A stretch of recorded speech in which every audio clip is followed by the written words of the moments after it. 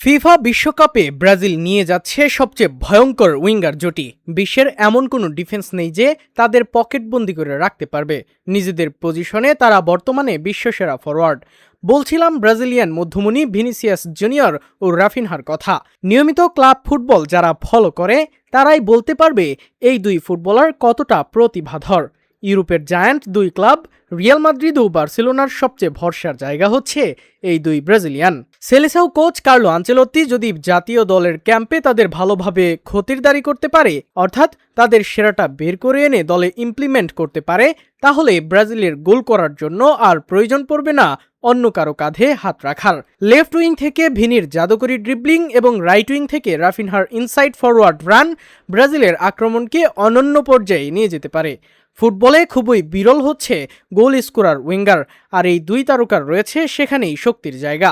নিয়মিত ক্লাবের হয়ে গোল করে যাচ্ছেন এই দুই তারকা। দল খাদের কিনারায় পড়লে সেখান থেকে উদ্ধার করে আনাই যেন তাদের নিত্যকার কর্ম। বার্সেলোনার হয়ে চ্যাম্পিয়ন্স লিগের নকআউট পর্বে ফিজিক্যালি জায়ান্ট ইংলিশ দল নিউক্যাসল ইউনাইটেডকে এক হাতে বিধ্বস্ত করে দিয়েছে ব্রাজিলিয়ান বয় রাফিনহা।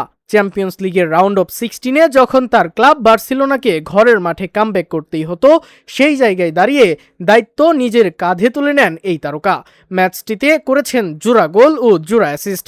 নকআউট ম্যাচে এমন পারফরমেন্স হরহামেশা দেখতে পাওয়া যায় না। রাফিনহা শুধু গোলই করেন না, দলের হয়ে পুরো মাঠে চষে বেড়ান। তার ওয়ার্ক রেট হাইলি স্ট্যান্ডার্ড। বার্সেলোনার হয়ে রাফিনহার অফ দ্য বল মুভমেন্টে দলের অন্যতম প্রধান ভরসার জায়গা। তার অনুপস্থিতিতে সেটা হারে হারে টের পাওয়া যায়। এই উইঙ্গার খেলতে পারেন নিজের পজিশন ছেড়ে অ্যাটাকিং মিডফিল্ড পজিশনেও। নাম্বার 10 রুলে খেললেও তার পারফরমেন্সে থাকে বিশ্বসেরাদের মতো। অন্যদিকে রিয়াল মাদ্রিদের হয়ে আবারও নিজেকে খুঁজে পেয়েছেন ভিনিসিয়াস জুনিয়র। জাবি আলোনসোর অধীনে ভিনিসিয়াসকে ধুঁকতে হয়েছে বেশ অনেকটাই। কারণটা ছিল কোচের অসামঞ্জস্য কৌশল। তবে রিয়াল মাদ্রিদের দায়িত্বে নতুন কোচ আরবেলোয়া আসার পর থেকেই ভিনিসিয়াস খুঁজে পেয়েছেন নিজেকেই সেই পুরনো বিধ্বংসী রূপে।